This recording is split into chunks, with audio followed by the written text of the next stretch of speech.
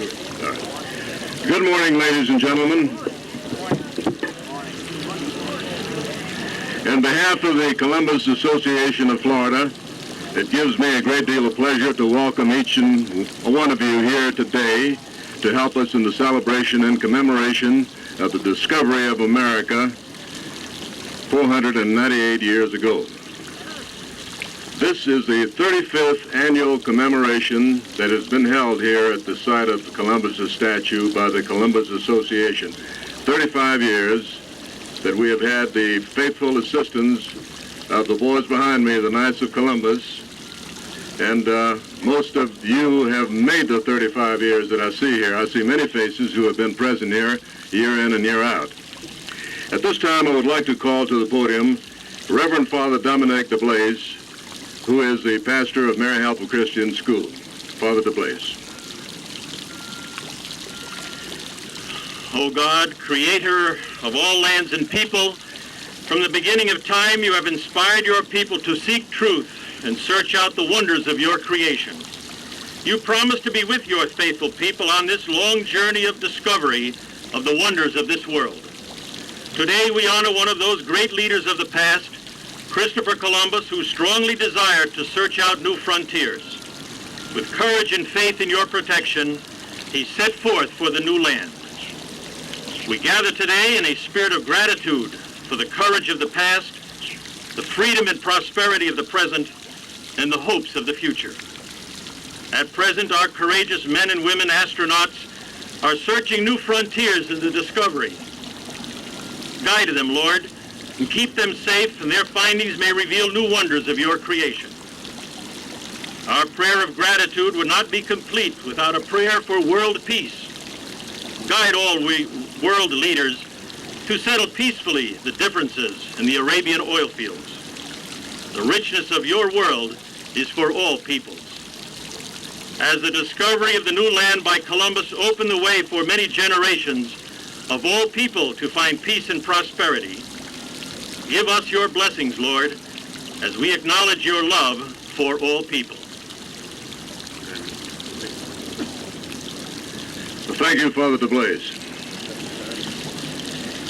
At this time, I would like to call for a moment of silent prayer in memory of our founder, Mr. Paul Popello Longo. Thank you. And now, we will have the pledge to our flag led by Father Lou Molinelli of the Mary Helper Christian School. I pledge allegiance to the flag of the United States of America and to the republic for which it stands, one nation under God, indivisible, with liberty and justice for all. Jennifer Ochoa, Miss Jennifer Ochoa, who will sing with the boys. The Mary Helper Christian Choir, assisted by Jennifer Ochoa. Star Spangled Banner.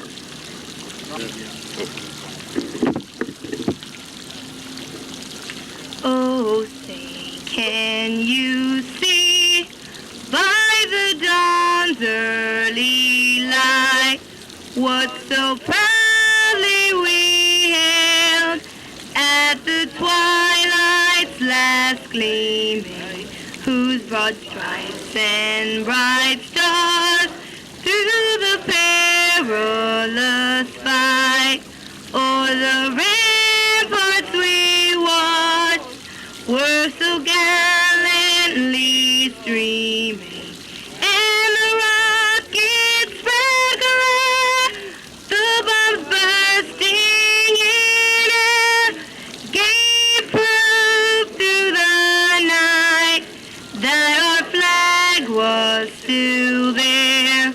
Oh, say does that star-spangled banner yet wave o'er the land of the free and the home of the brave?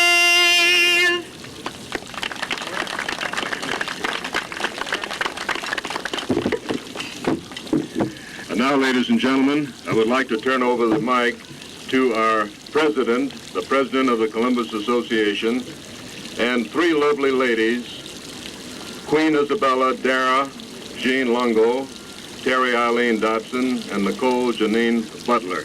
Mr. Longo. Thank you, Mr. LoCicero.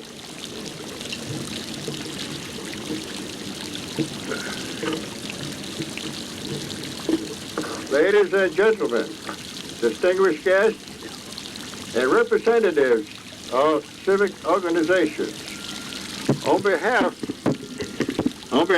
of the Columbus Association, we thank you for sharing your valuable time this morning in joining with us to celebrate this historical day. 30 years ago, the founder of the Columbus Association, Paul Longo, perpetuated Columbus Day in our community. It was his belief that this great feat of discovery had virtually faded from history books. Today, as in previous years, with determination and perseverance, that goal has materialized. He revived the spirit and enthusiasm and the respect due to this famous explorer, Christopher Columbus. Paul Longo also realized Columbus' risky venture could not have been possible without the financial resources provided by the gracious lady, Her Majesty Queen Isabella of Spain. So in gratitude, he conceived another celebration by creating an annual festival, a pageant, and coronation. And this morning, we are proud to present our new Queen Isabella, Miss Dara Longo, on the opposite side.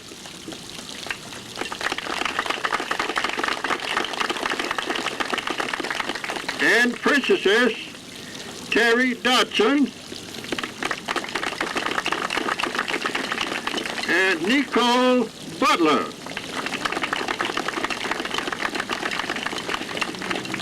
And of course, the pageant coordinator, Mrs. Violet Teston. Thank you. Thank you very much. Thank you, Mr. Longo.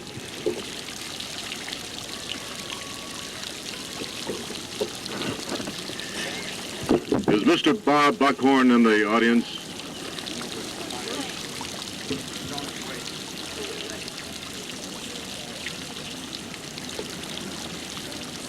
I guess he's on the way. As soon as he comes in, then we'll present him once again.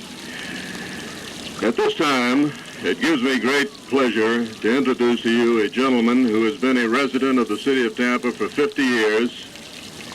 This man was the editor of the now defunct Tampa Daily Times. He is a very versatile lecturer and writer and author. This man has written several books relating to the history of Tampa and Hillsborough County and other regional parts of the state of Florida. You might say that this gentleman has been exposed to the Italian element, having served in World War II in Italy for a length of time. I think he speaks Italian. It gives me great pleasure to introduce to you my friend, Mr. Hampton Dunn. Isabella, and ladies and gentlemen, happy Columbus Day to you. The subject of my little talk here today will be Elvis Presley did not discover America, Christopher Columbus did. Now, if that confuses you, if you think you're confused, consider poor old Chris. He didn't know where he was, he didn't know where he was going when he started. When he got there, he didn't know where he was. When he got back home, he didn't know where he had been. The other day, I interviewed for my historical segment on Channel 13 a true scholar on Columbus. That was Dr. Jim Jones of Bel Air in Pinellas County. He's one of the top intellectuals of the country, now planning the 500th anniversary of the landing of Columbus, which will happen, of course, in 1992. It'll be a celebration to end all celebrations, topping even the nation's bicentennial back in 1976. Dr. Jones reiterated that Columbus thought he had arrived in Asia when in fact he was in the islands off of Florida. He had wound up in the Bahamas, and the Spanish renamed that landing spot San Salvador, and it's now called Watling Island. Columbus was the son of a weaver in Genoa, Italy, loved the sea as a boy, and at the age of 14 began to navigate. Now, I must admit I got some surprises when I looked up Columbus's biography in the Encyclopedia Britannica. Maybe it'll be news to some of you as well. The evidence concerning the early life of Columbus is sparse and subject to many interpretations. Even the exact date of his birth is not known, but the year was 1451. In any event, in 1472 to 1473, he was a corsair in the service of René d'Anjou. You'll have to pardon my French and my Italian. They're almost as atrocious as my English. He was in the Greek island of Chios in 1472 3 to 74, and he fought in the Battle of Cape Vincent on August the 13th, 1476, when his ship took fire, and he swam to the Portuguese coast with the help of an oar. Britannica tells us that in that battle, Columbus fought on the Portuguese side against Genoa, quote, and this fact shows him to have been no Genoese patriot, unquote, and that's from Britannica. There's no explicit statement by him declaring himself a Genoese. He never went back to Genoa. He never wrote in any form of Italian, not even to his brothers, but always in Spanish. He wrote in Spanish even his own private notes, certainly 3 years before he came to Spain. And the mistakes in his Latin are definitely Hispanisms. Columbus signed himself successfully as Colombo, Colum, and Cullen. The latter was the form he himself came to prefer, and he wished to be used. He never took the traditional form Columbus, not even when writing in Latin. One explanation of all these facts, as well as certain features of his character, is that Columbus came from a Spanish Jewish family settled in Genoa. Now, I don't know what Columbus thought of Genoa, but I can tell you that even today, his hometown of Genoa is very proud of Columbus, and when you go there I've been there recently, you go in the train station there, they have a beautiful miniature replica model of one of Columbus's ships. Downtown they have a park with the landscaping emphasizing the 3 ships of Columbus, so they're proud of their hometown boy. The encyclopedia reports that in general appearance Columbus was tall and dignified, red-haired, and of a very white complexion, which reddened at the slightest excitement. His mind was lofty and imaginative, and so taut that his actions, thoughts, and writings do at times suggest a man just this side of the edge of insanity. Now, perhaps that suspicion of near insanity stemmed from the fact that everybody knew that the world was flat, and here this fellow was going to deliberately sail into the unknown, destined to fall off the earth at some distant point. It is a fact that Columbus discovered America by prophecy rather than by astronomy.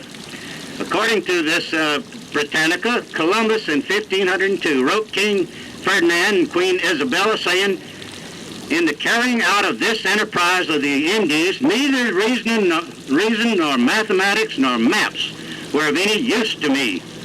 Fully accomplished were the words of Isaiah," referring to a more or less relevant passage in Isaiah 11:10 to 12, and in fact any writing became prophetic in his eyes when it could be interpreted as a forecast of his discovery.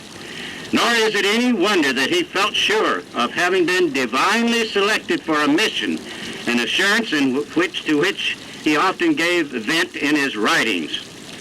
Now, Florida history records that Christopher Columbus discovered America in 1492, thereby indirectly being responsible also for Florida's discovery. Indeed, Ponce de Leon was on the second voyage of Columbus in 1493, got the bug to do some exploring on his own, and he sighted in Florida and landed here in 1513. I was delighted when my good friend Vic DeMaio invited me to participate in today's Columbus Day's observance for a sentimental reason. My late mother's birthday happened to be on October the 12th, Columbus Day. So Columbus was a household word in my home when I was a little boy. Besides that, when I started to school, I was thrilled by the story of Columbus's exploits and adopted him as my very first hero. And he still is my hero. By the way, I'm sorry that Congress messes up the calendar and we don't always celebrate Columbus Day on October the 12th. Well, in this case, maybe changing the date is not so bad. You may have seen news reports this weekend when a professor researcher up at the University of Florida claims that even the date of Columbus's landfall was wrong. He explains that October 12th date is based on the calendar of Pope Julian, which Pope Gregory replaced in the early 16th century. According to the Gregorian or present-day calendar, Columbus actually landed on October 23rd. Well, I guess if popes can change the dates, I guess our politicians in Congress can do likewise. This researcher, Dr. Bill Keegan, and he's an anthropologist, also says that when I want to shake people up, I tell them that Columbus really is irrelevant. He explains, quote, within a matter of 10 to 20 years, the old world and the new world would have been thrust together anyway. Half a dozen countries in Europe and Asia already had the ability to cross the ocean. Personally, I don't agree with Dr. Keegan's reasoning. Doesn't the fact remain that Columbus dared to be the first to make this bold trip? Pioneers are heroes and are most relevant to events that follow. Another one of my boyhood friends was Charles Lindbergh. He was the first person to fly over the Atlantic alone, and sure, we've made great strides in aviation and space flight since the Lone Eagle's feat. Was Lindbergh's flight irrelevant? Was Henry Plant bringing his railroad to Tampa, was that irrelevant to all the great progress that we've made since? Well, okay. Well, what do our school kids in 1990 know about Christopher Columbus? Fortunately, I have a fresh reading on that subject. The manufacturer of a cereal called Honey Nut Cheerios has jumped on the bandwagon early to celebrate the 500th anniversary of the landing of Columbus and has conducted a survey among children to determine their knowledge of the Columbus story. Now, just when everyone is talking about geographic illiteracy among children in the United States, the survey shows that youngsters do know about the discovery of America. The survey was among children between the ages of 6 and 12 and found that 74% of the respondents know that Christopher Columbus discovered America. 97% of the children answered correctly that Columbus traveled by ship. 64% were aware that he was in search of a western route to India. 400 school children answered questions in this poll. Now, in addition to the correct answers, the kids came up with some unusual ones as well. 9% of the respondents credited George Washington with discovering America. 46% believed that Columbus set sail from England.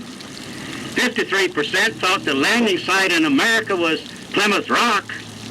And of the 52% of children who could not name Columbus's ships, 19% answered the Titanic when prompted with names of several famous boats.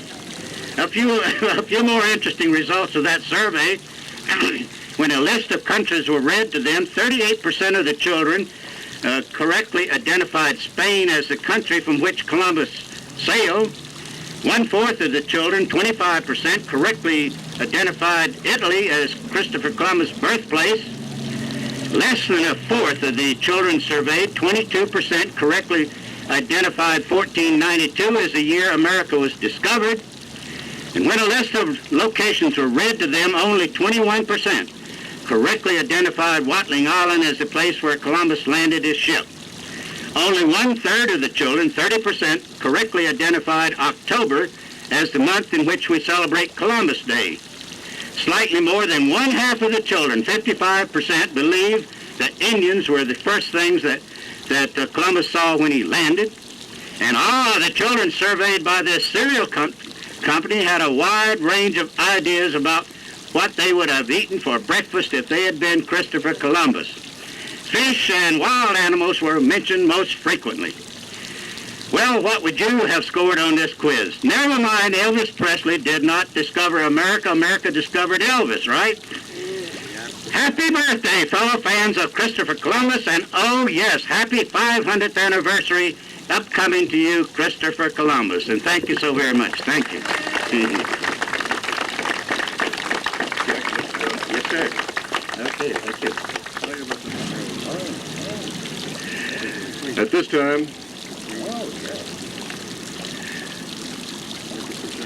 time, I would like for the new Queen Isabella to come forward, please. Now, the new Queen Isabella is Miss Dara Jean Longo, no relation to the Longo behind me.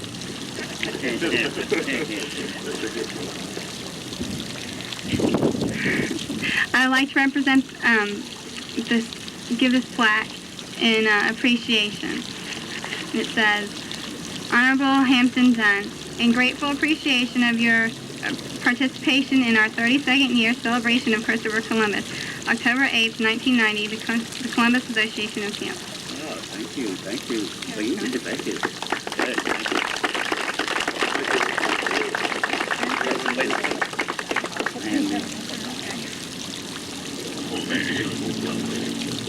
Okay, now then, all right. Good morning, everyone. I am Dara Longo, the newly selected Queen Isabella 32nd. I feel very fortunate, and I'm very proud to have been selected to represent the Association of Tampa for the coming year. I'll approach my obligations with a great deal of enthusiasm, and I pledge to help the association in all possible ways. We all know that Christopher Columbus discovered America. We are here to pay homage to him for this discovery. He was adventurous and courageous, and I am proud to be a part of an organization that has the foresight to preserve our past as we look to the future. Thank you. Program a little backwards and introduce a gentleman who missed me a while ago. I understand he got caught up in the Bayshore portion that's been torn up and he couldn't get through. At this time, it gives me pleasure to introduce to you the representative of our mayor, Sandy Freedman, Mr. Bob Buckhorn. Thank you, Phil. Good morning, everybody. It's good to be here. I have to tell you, though, I'm a little disappointed that you changed the rules on me. When I first got in this business about 6 or 7 years ago, I used to show up at events in West Tampa on time. When it said 6:30, I'd be there at 6:30. The problem was the only people that were talking to me were the janitors. Nobody else was there. So I learned my lesson.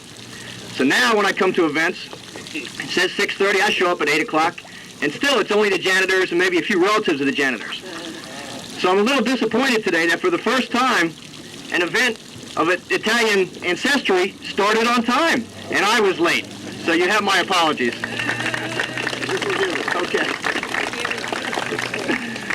I had the distinct pleasure of choosing Queen Isabella this past weekend in her crown and her court, and I'm glad to see in the light of day that they are as pretty as they were Saturday night, and I'm looking forward to working with you this year. And don't let them tell you anything about him not being related. I guess the $100 that he gave me to pick the name was because he liked me and had nothing to do, with the fact that the Queen bears his name. Budget, so don't blame her. But in her absence, she has asked me to read a proclamation in your honor. Whereas the citizens of Italian heritage and others will honor Christopher Columbus as the discoverer of North America, and whereas this celebration will take place at his statue on Bayshore Boulevard in the city of Tampa, Florida, and whereas the United States has become a citadel of freedom in the world as a consequence of his discovery, and whereas the continuing efforts of all of us are required to maintain this posture of peace and harmony in every facet of our community and our country. Now, therefore, I, Sandra W. Freedman, by virtue of the authority vested in me as mayor of the city of Tampa, do hereby proclaim Monday, October 8th, 1990, as Christopher Columbus Day in the city of Tampa, and express my congratulations and commend you for your interest and your efforts on behalf of the citizens of this community. I thank you very much.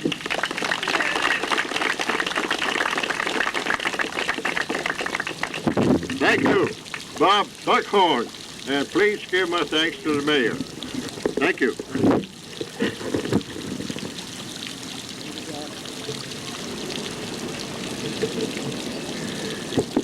And now comes the time when I tell everyone here who's in attendance, the dignitaries, of course. You just heard from Mr. Buckhorn, who represents the mayor of the city of Tampa. We have Kelly here to say hello to you. Miss Kelly, would you like to say something? With the Ybor City Navy. And Mr. Red Eye Lito in the back there, everyone knows.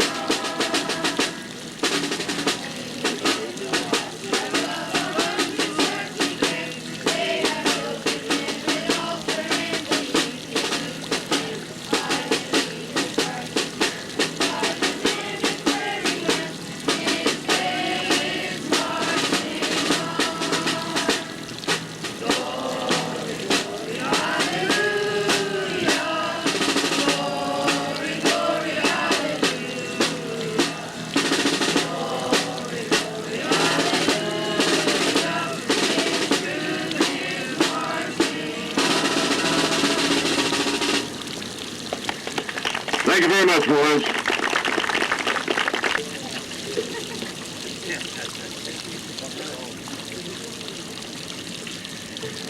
As is the custom, at this time we will have the presentation of floral offerings.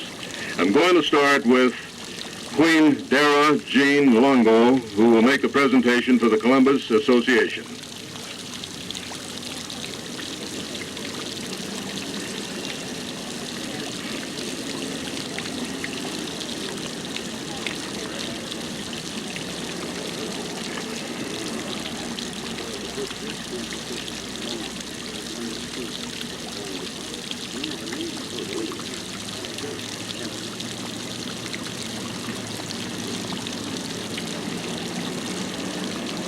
Olga Kamlenti.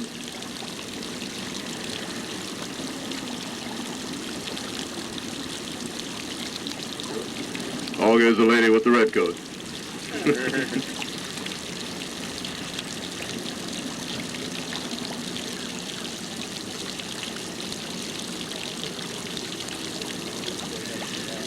Assistant Olga is Mr. Walter Romeo, president of La Nouva Sicilia Lodge 1251. Walter's wreath had an accident this morning. The wind blew it over, and it sits right there at the edge of the fountain.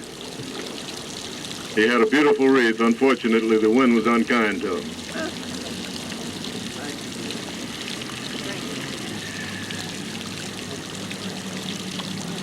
Next, we have the crew of Santiago, represented by Victor E. DeMayo.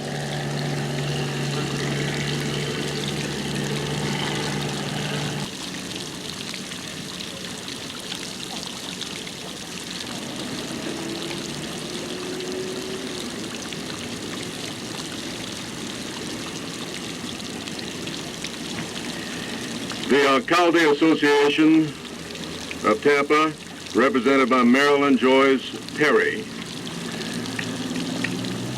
Marilyn, how about placing your flowers on the right here, please?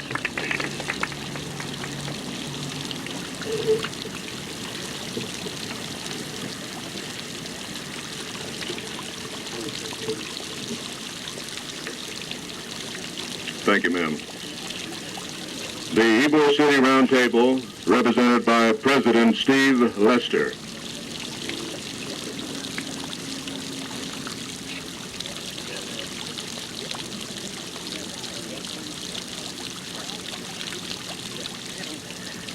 The Ybor City Chamber of Commerce, the presentation was to be made by Adela Gunsmart, who is ill this morning and couldn't attend, and Mr. Kenneth Ferlito will make the presentation.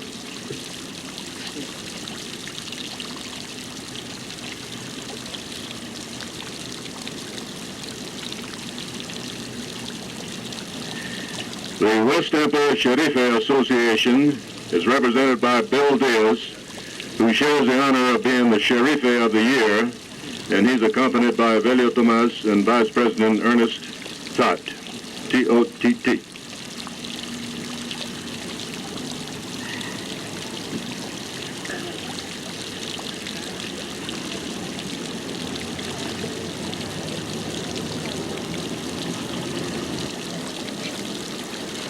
Make mention of the fact that Joe Teston is one of the organizers. As a matter of fact, he's a spearhead organizer of the Young Americans of the Sons of Italy. These are the forerunners of the new future members of the Sons of Italy in America. Joe has done a wonderful job. He should get a round of applause.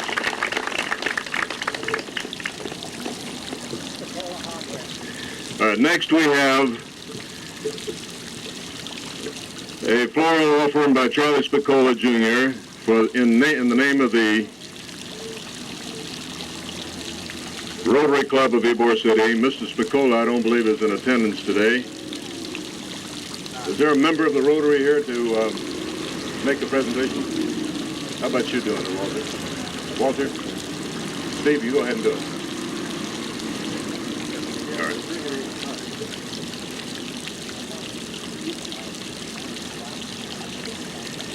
And last but not least, we have a presentation in honor of our founder, Mr. Paul Popello Longo, in the name of his Josephine Diaz and Mary Piazza, his daughters, which will be presented by the brother, Mr. Tony Longo.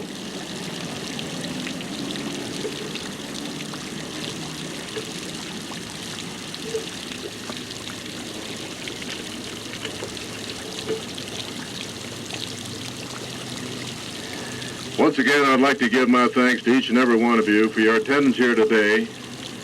I want to especially thank Mr.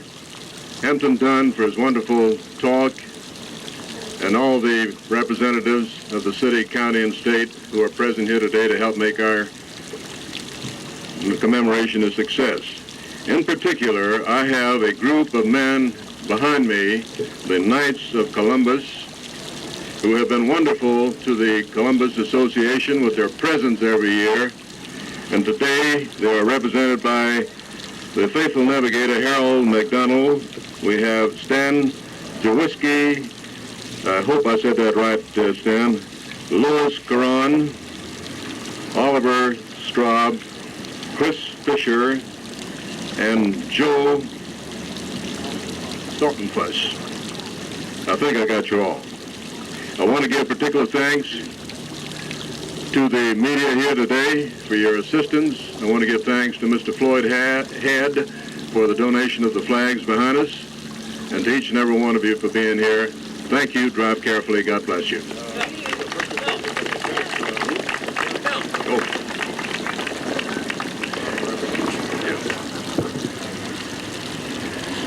Don't go away yet. We have a very important part of the program here yet. The Italian Club of Tampa, represented here today by Mr. Vincent Pardo, in lieu of floral presentation, they have selected 3 outstanding students who are proficient in the Italian language, and they will give them checks for that proficiency. These schools are Armwood High School, Gaither High School, and King High School. We have with us Mr. Angel Bustillo, who is the chief of the language department of Hillsborough County.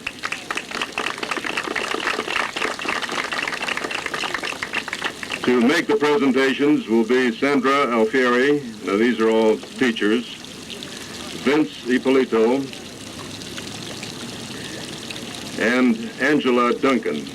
Angela will represent Armwood High School, Sandra Alfieri represents Gaither, and Vincent Ippolito represents King High School. Now, the order that you're going to make the presentation, I'm going to leave up to you, Vince. Mr. Vincent Pardo.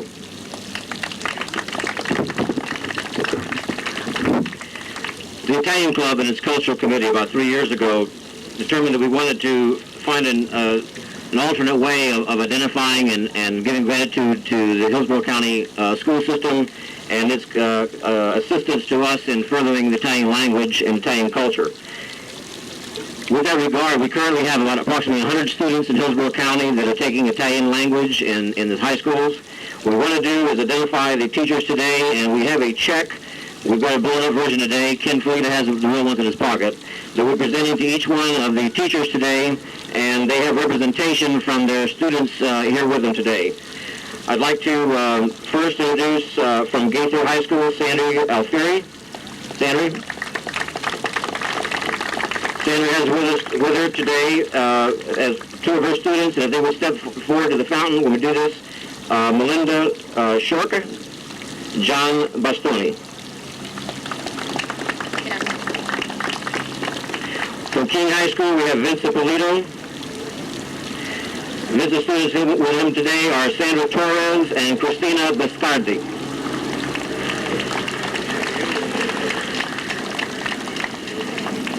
And from Armwood High School, we have Angela Ippolito Duncan and her students Stacy Bridges and Keith Freda.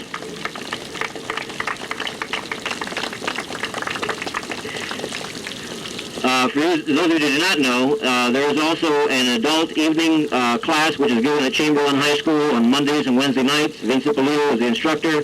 Ken Felita and I are taking a turn to relearn Italian along with Al Belucci, so we invite you all to join us, and thank you very much, Mr. Lee.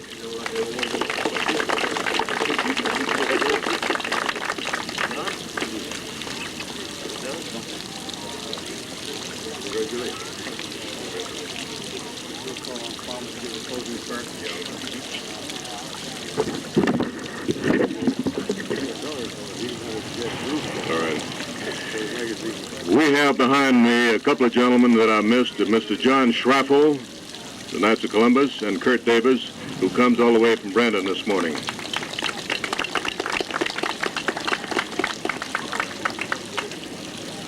Let's see, there was somebody else. Who was it? Oh, yeah. Another gentleman who just showed up is Mr. E.J. Salsinas, our former state's attorney. E.J.? And now we will have a closing by Father Dominic DeBlaise.